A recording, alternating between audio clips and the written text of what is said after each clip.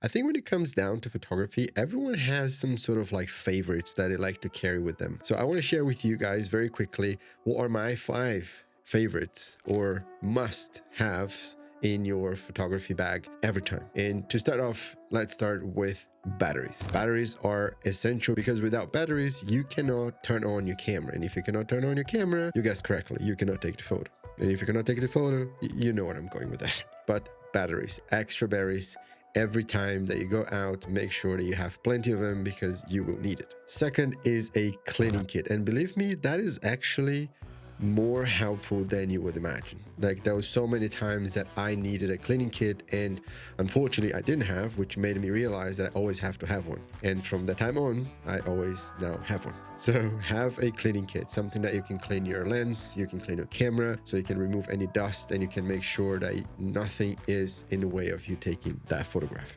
CPL and ND filters are probably one of the most underrated items that a photographer can have. Although ND filters, in my opinion, are most used for videos than photography. Sometimes if you want to do a long exposure photography, you need one. I don't use much because I barely do any long exposure photography, but CPL is something I use quite a lot, especially when shooting cars and shooting anything that has some sort of glare or reflection. This one actually sounds a bit of a given, but fast SD cards or even express cards if you have the cash, but reliable, very good SD cards is a must for you to have.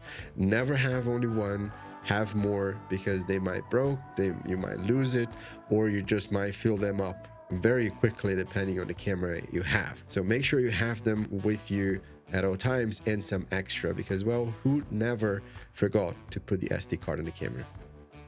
I don't know.